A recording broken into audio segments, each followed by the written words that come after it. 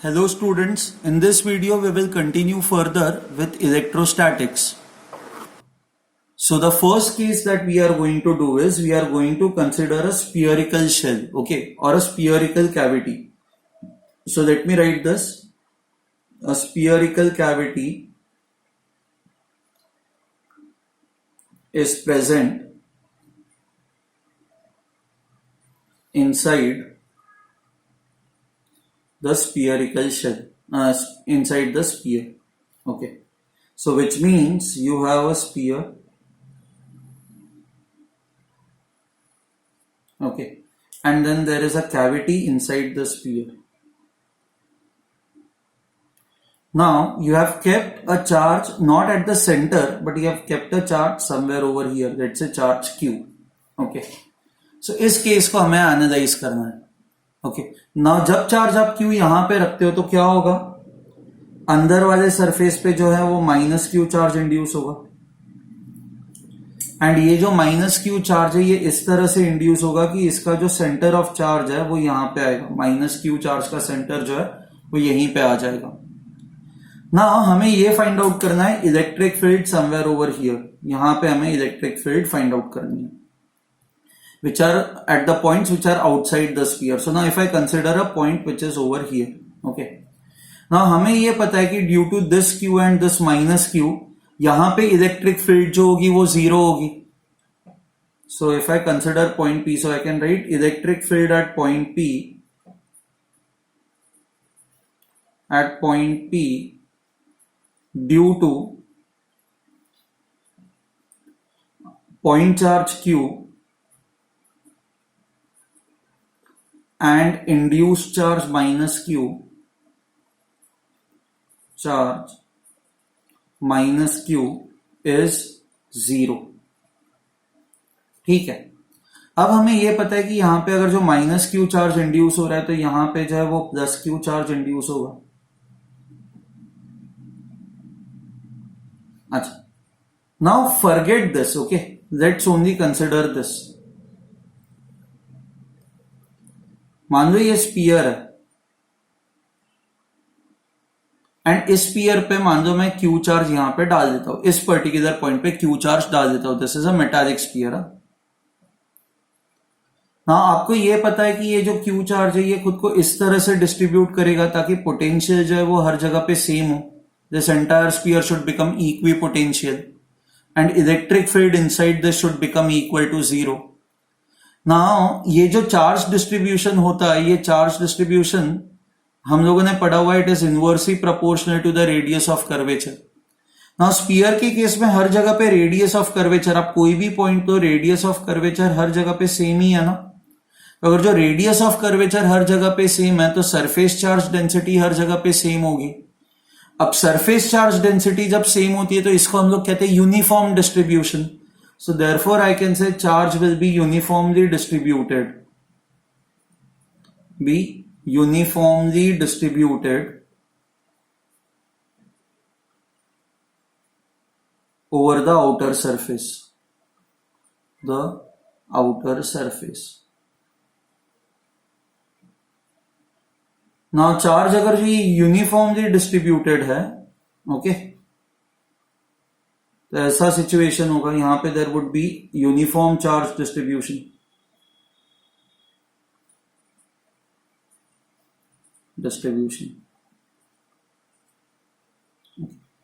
Now let's say ये जो distance है, let me call this distance as distance r. Now अगर जो यहाँ पे यूनिफॉर्म चार्ज डिस्ट्रीब्यूशन है, हमें पता है पॉइंट P पे इलेक्ट्रिक फील्ड ये अंदर वाले पार्ट के वजह से वैसे ही 0 है. अब बाहर वाले पार्ट के वजह से पॉइंट P पे इलेक्ट्रिक फील्ड कितनी होगी? तो दिस इज सिमिलर टू आप शेल की तरह मान सकते हो. एंड इस शेल पे आउटर सरफेस पे there is a uniform charge distribution and you have to find out electric field outside it. Now ऐसे केस में आप क्या मान सकते हो? What do? We can replace this sphere और स्पीयरिकल शेल. इसको हम लोग किससे रिप्लेस कर सकते हैं इलेक्ट्रिक फील्ड फाइंड आउट करने के लिए? We can replace this with a point charge. And यहां पे अगर जो चार्ज Q है तो आप पॉइंट चार्ज से रिप्लेस कर सकते हो, which is located at its center. And ये डिस्टेंस r है, so this would become electric field. So I'll say electric field due to induced charges on the outer surface.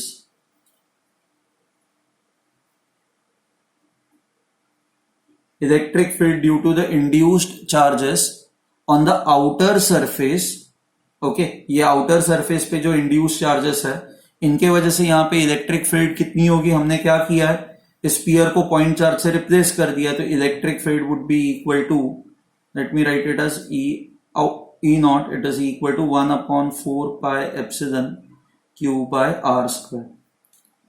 So now total electric field at point P would be equal to electric field due to these inside charges plus electric field due to these outside charges. So I can write electric field at point P will be equal to electric field due to inside charges plus electric field due to outside charges. अच्छा, but when I say inside charges means ये एक तो induced charges and at the same time ये जो charge Q है जो cavity के अंदर है, इन दोनों को मैं कंबाइन करके इनसाइड चार्जेस कह रहा हूं. बट हमें ये पता है कि इनके वजह से कैविटी के बाहर किसी भी पॉइंट पे, यहां से देखिए किसी भी पॉइंट पे इनके वजह से इलेक्ट्रिक फील्ड 0 होती है, तो ये this will anyway be equal to 0. And electric field due to outside charges हम लोगों ने निकाली हुई है, so 1/4 pi epsilon Q by R square. Okay, so what can we conclude from this? We can conclude this कि आप इस cavity के अंदर कहीं पे भी ये पॉइंट चार्ज रखो, कीप इट एनीवेयर, अगर जो सेंटर से इस पॉइंट का डिस्टेंस r है तो आपकी electric field would B 1/4 pi epsilon Q by R square. So it depends only upon two things.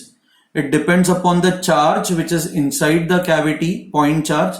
You can keep it anywhere, and the distance between the center and the point. It does not matter आपने charge कहां पे रखा है, उस पर depend नहीं करता. R is the distance between geometrical center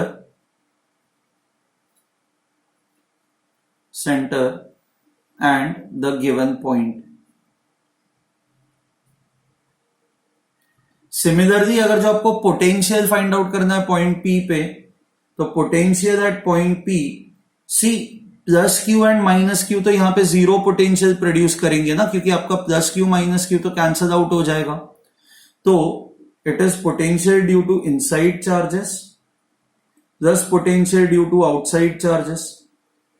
now potential due to inside charges is anyway zero, so I can say okay,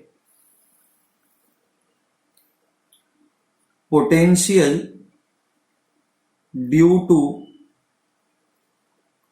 inside charges due to charges on the inside surface and the point charge in the cavity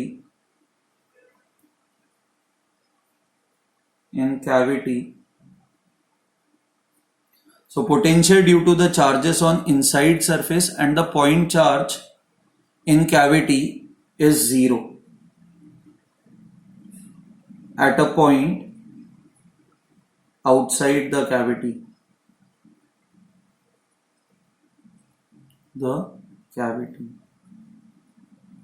So ये जो अंदर वाले charges है, ये बाहर किसी भी इसके पॉइंट, मतलब यहां पे भी अगर जो आप देखो, यहां पे भी देखो, यहां पे भी देखो, यहां पे भी देखो, इस कैविटी के बाहर किसी भी पॉइंट पे पोटेंशियल में इनका कंट्रीब्यूशन 0 होगा. कोई they will not contribute anything, okay, at any point outside the cavity.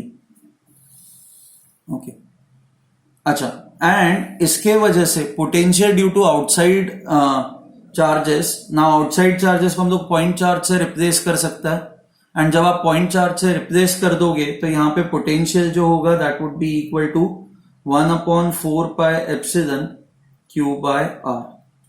So your total potential is only due to the outside charges, okay, and that is equal to 1/4π q by r. So r is again the distance between the center and the point. It does not matter again कि अपने charge कहां पे रखा हुआ है. ठीक है. So this is applicable when you have a spherical cavity inside a sphere. Okay.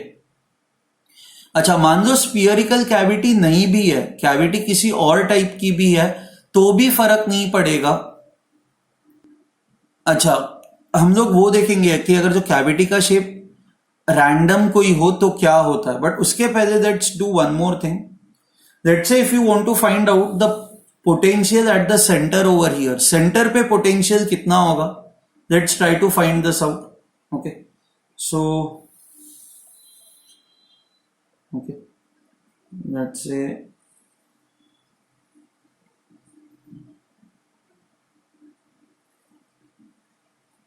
ये आपने चार्ज क्यू यहां पे रखा हुआ है. Okay, let's say this is A, this is B, this is the centre, and ये जो डिस्टेंस है, ये डिस्टेंस इज स्मॉल आर या एक्स देते हैं. Let's say this distance is x. So now ये centre, let's call it as C. So therefore potential at the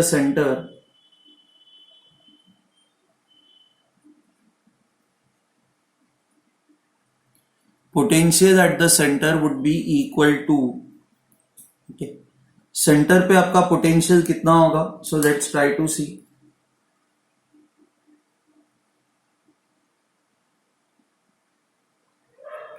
ये and यहां पे यू हैव प्लस चार्जेस.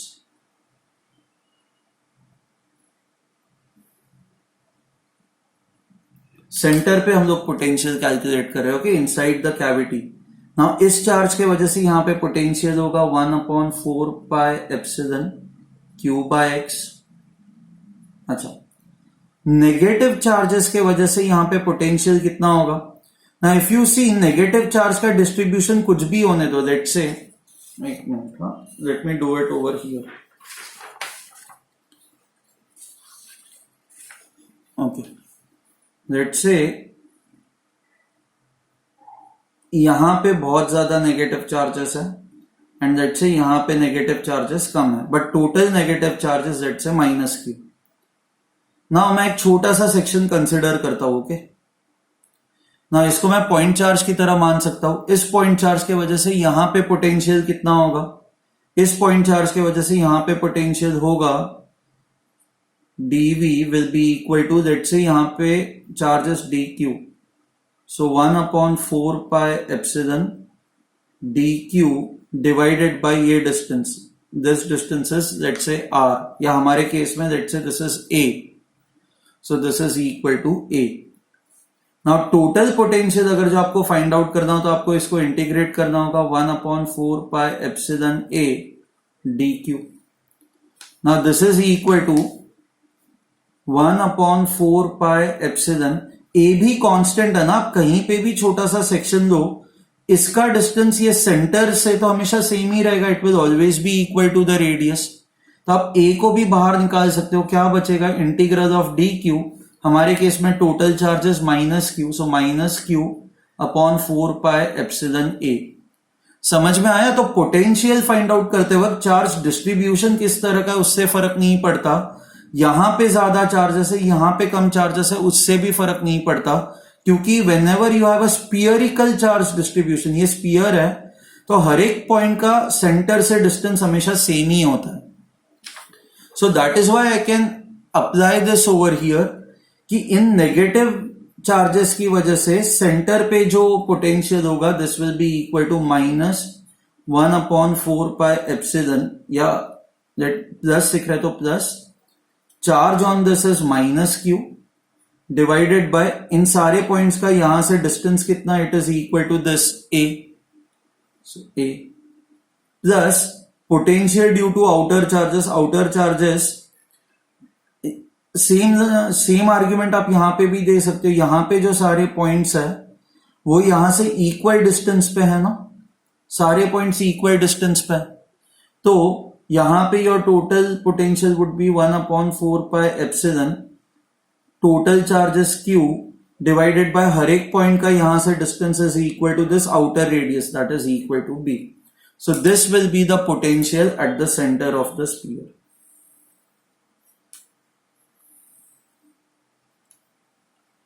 ठीक है.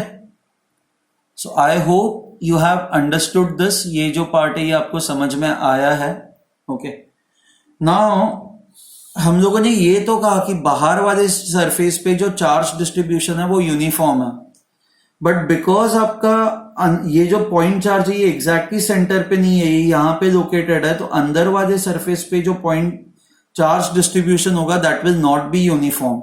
इस सेक्शन में बहुत ज्यादा चार्ज होगा, इस सेक्शन में रिलेटिवली थोड़ा सा कम चार्ज होगा, but this is something that you can not find out. ये इस आपके सिलेबस के बाहर है, मतलब ये बहुत ही कॉम्प्लिकेटेड सी चीज है.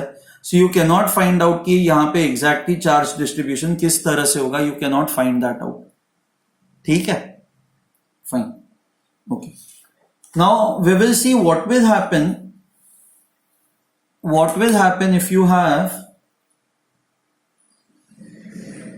Have a sphere. Okay, yes, अभी भी it is a sphere, but अंदर जो ये कैविटी है, कैविटी का शेप कुछ और है. ओके, ना आप कहीं पे तो एक चार्ज क्यू रख देते हो.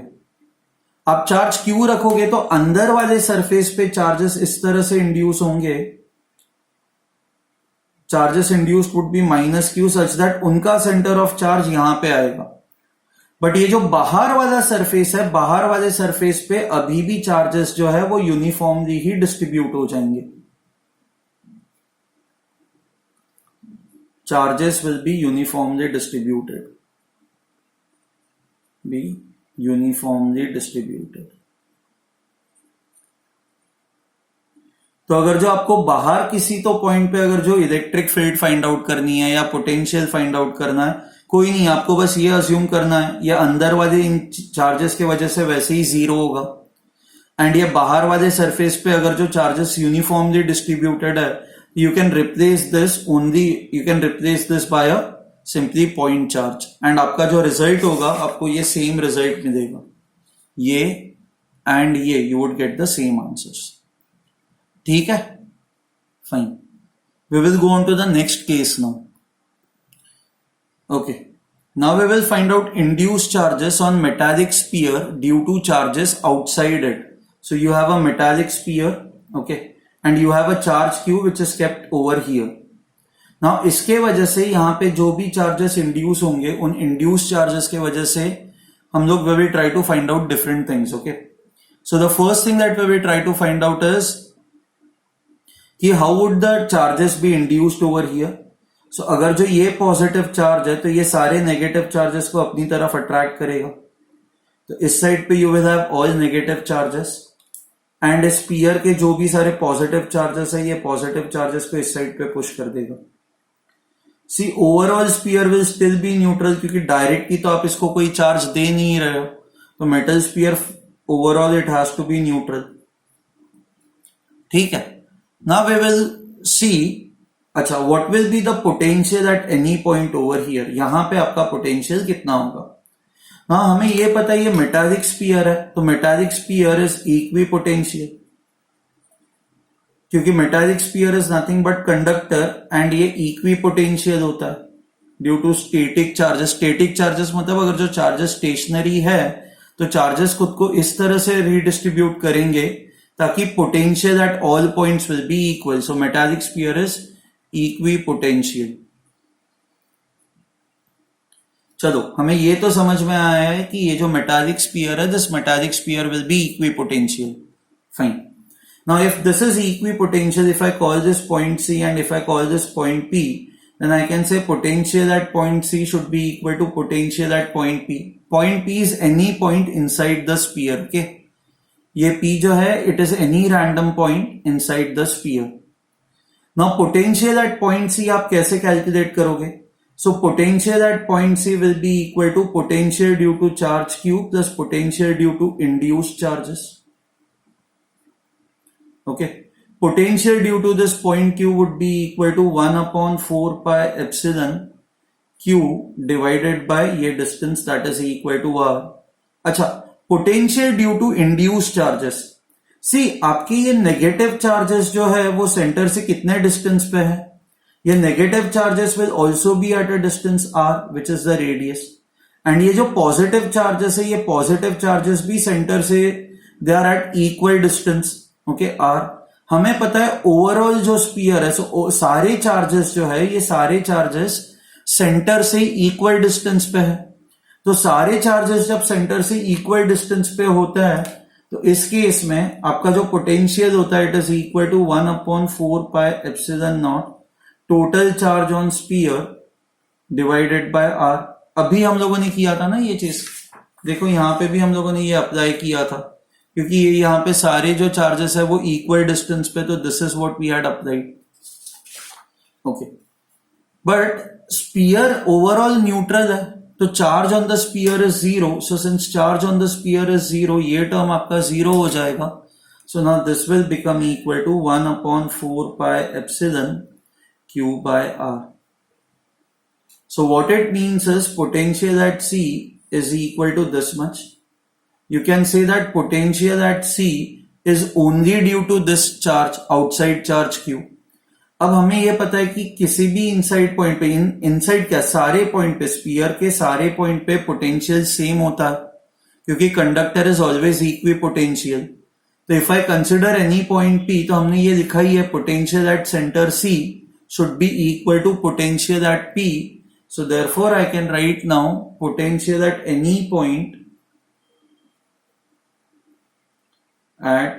point inside the sphere is simply equal to 1/4πε divided by r. ठीक है, ओके फाइन। अच्छा, if you want to find out potential due to at any point over here, यहां पे मान लो आपको किसी पॉइंट पे पोटेंशियल फाइंड आउट करना है, तो do you think you can replace this with a point charge? Sorry, so what I was saying is, because आपका चार्ज डिस्ट्रीब्यूशन जो है वो यूनिफॉर्म नहीं है, you can not replace this with a point charge. आप point charge से इसको replace नहीं कर सकते, ठीक है। तो आप यहां पे डायरेक्टली पोटेंशियल नहीं फाइंड आउट कर सकते, बिकॉज ये जो चार्जेस है they are closer over here, these charges are far away from this, so you can not directly find out the potential at the points which are outside it, okay.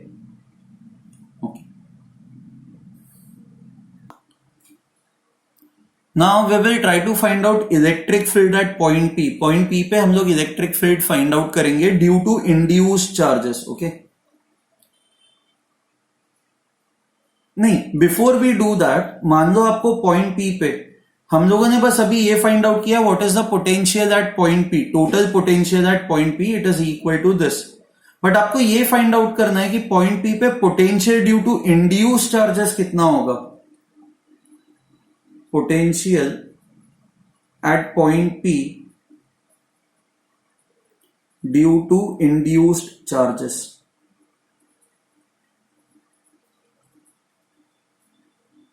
Okay. So total potential at point P is equal to potential due to induced charges plus potential due to charge Q. Let's see, ये जो distance है point P का, यहां से let me take this distance as distance x। Now total potential at point P तो हमने निकाला है, this is 1/4πε by r। Potential due to induce charges ये हमें फाइंड आउट करना है। अच्छा, यहां पे potential due to induce charges will not be 0, क्योंकि ये पॉइंट इन चार्जेस से इक्वल डिस्टेंस पे नहीं है ना, पॉइंट C इन सारे चार्जेस से इक्वल डिस्टेंस पे था, इसलिए हमने कहा था कि potential at point C would be 0। But P के केस में आप ऐसा नहीं कह सकते, तो ये हमें फाइंड आउट करना है। अच्छा, plus potential due to Q, इसके वजह से पॉइंट P पे पोटेंशियल कितना होगा, 1/4πε charge Q divided by this distance that is x। So now I can say potential due to induced charges at this point P is equal to 1/4πε or Q, it is 1 by r minus 1 by x. So this is basically the potential due to induced charges at a point inside it. Okay, fine. Now we will try to find out electric field at point P due to induced charges. In induced charges के वजह से point P पे electric field कितनी होगी. Okay. Now वैसे हमें पता है total electric field at point P कितनी होनी चाहिए. Field at point P should be equal to 0 because point P is inside the conductor. Correct? Because it is inside the conductor.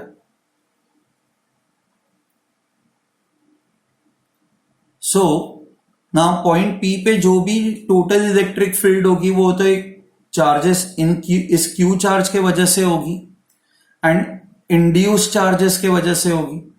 अब Q चार्ज के वजह से जो पॉइंट P पे electric field होगी वो होगी ये डायरेक्शन में. So this is electric field due to point charge Q.